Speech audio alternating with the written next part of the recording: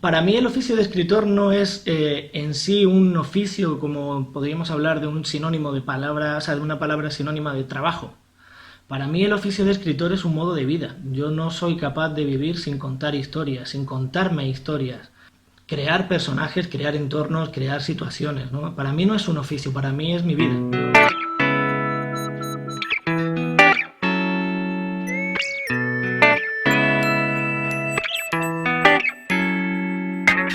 Bueno, pues Miguel Aguerralde. Miguel Aguerralde es un escritor, un contador de historias que lo único que intenta es divertirse escribiendo y luego, pues si es posible, transmitir esa diversión o ese gusto por las historias a los lectores.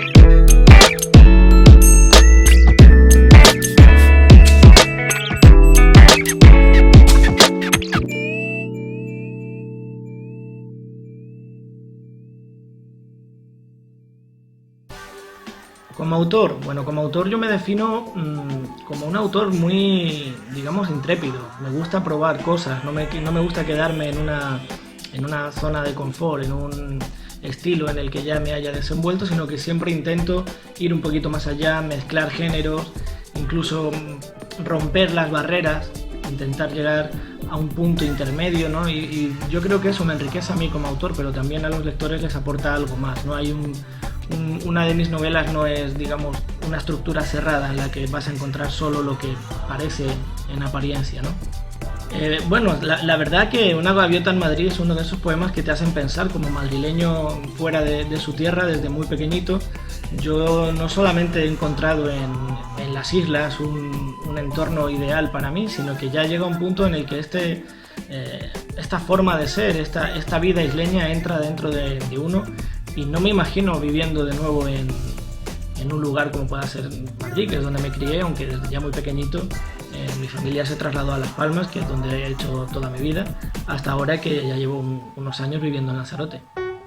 A la hora de afrontar los géneros, sí que es verdad que para mí no, para mí es muy divertido cambiar de género, para mí es súper divertido atreverme a mezclar el infantil con el misterio o el crimen con el juvenil, o incluso una novela como Los espectros de Nueva Ámsterdam en la que cabe todo.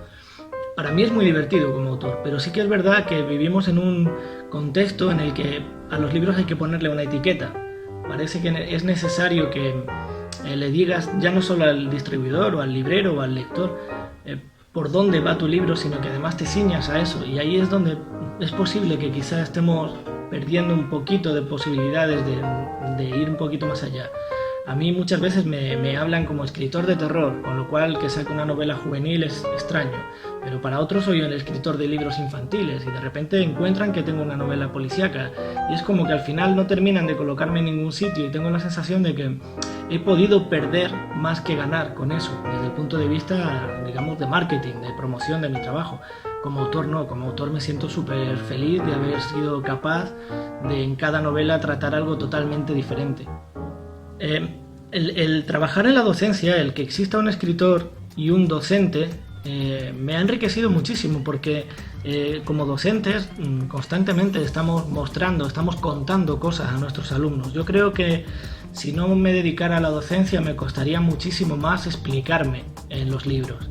El hecho de hablar al público constantemente, de tener que explicarme constantemente, me ha ayudado mucho a crecer como narrador. De hecho, estoy convencido de que mucho de lo que puede haber de didáctico en mis clases deriva directamente de cómo escribo, y mucho de lo que escribo deriva de cómo me expreso o de cómo me explico cuando doy charlas, talleres o en clase. La literatura juvenil tiene mucha más complejidad y muchas más claves que la literatura adulta. Los niños son el público más exigente, el público en el que, digamos, tienes que afinar muchísimo más. Claro, yo intento tratarles con respeto, intento que lo que yo les ofrezco les enriquezca, que les guste, pero que además les forme, les llene. No quiero que un niño lea mi primera novela de Alistair Z, por ejemplo, y ya jamás quiera tocar la segunda porque la primera le pareció desagradable, aburrida. No, yo intento llegar a ellos. Entonces hay que afinar muy bien, y a mí me resulta muchísimo más difícil escribir literatura para niños o adolescentes que para adultos. El público adulto es mucho más vehemente, mucho más condescendiente, mucho más amplio. Te permite una serie de matices que a los niños no les funcionan. Con los niños tienes que ir hilando muy fino, hay que ser realmente un artesano para que un libro infantil triunfe. Ojalá llegase a conseguirlo. Lo que aportan mis novelas juveniles o infantiles es que yo me dedico a escribir novelas de misterio, novelas negras, policíacas, para un público que a lo mejor no está acostumbrado a que le hablen en esos términos. Yo no escribo pensando en que lo va a leer un niño de 8 años, yo me escribo para mí. Lo que pasa es que me lo escribo en un tono o en un vocabulario o con un nivel de complejidad que pueda ser accesible a diferentes públicos. Claro, no se escribe igual una novela para niños de 8 años que para adultos. Pero realmente yo no lo pienso así. Yo intento adaptar el misterio que se me ha ocurrido a una forma de contar historias que sea cercana, o digamos dentro de lo que cabe, que sea accesible para todo ese público.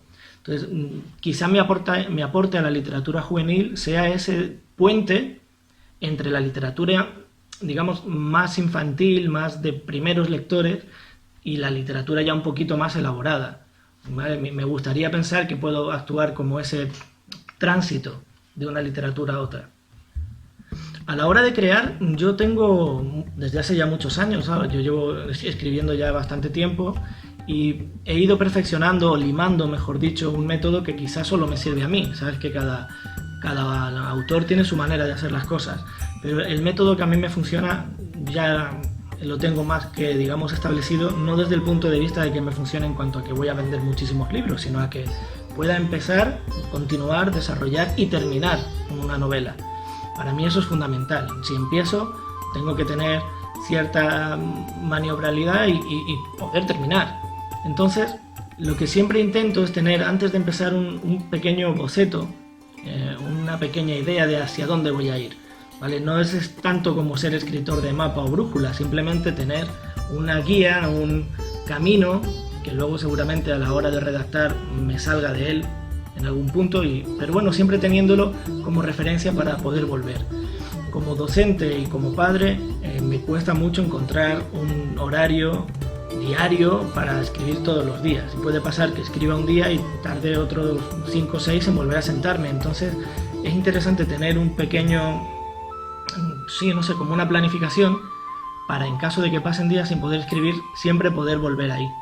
Así que me hago un pequeño diseño, un hilo argumental, anoto, hago muchísimos esquemas, muchísimas anotaciones previas antes de sentarme a escribir.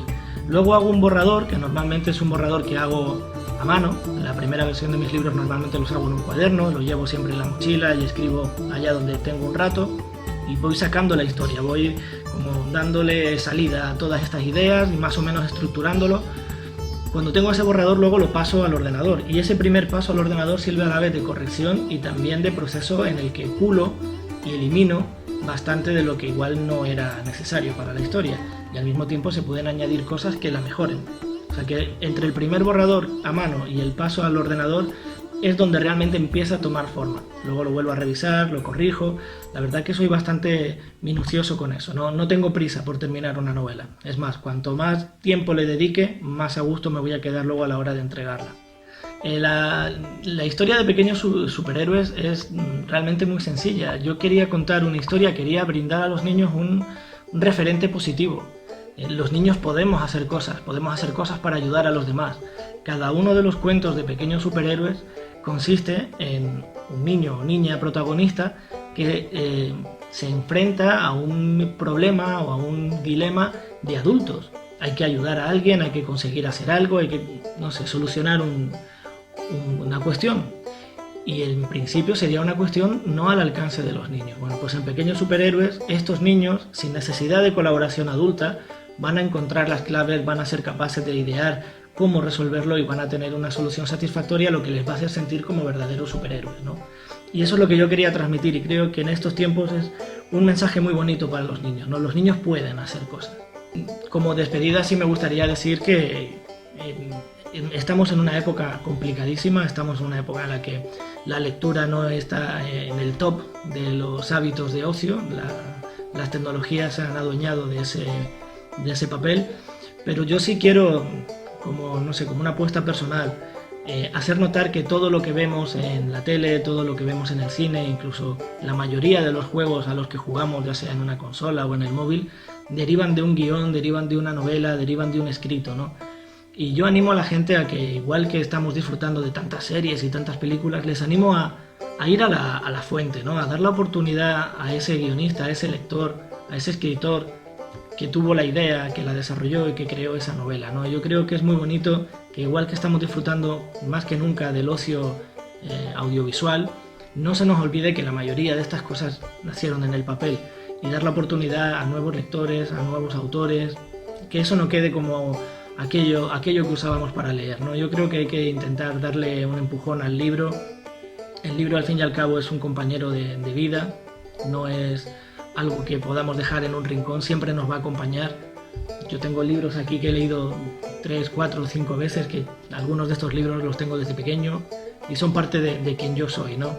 Creo que el libro tiene una personalidad y tiene una importancia en nuestra vida mucho mayor que el mero entretenimiento, y me daría mucha pena que eso las nuevas generaciones no lo conocieran.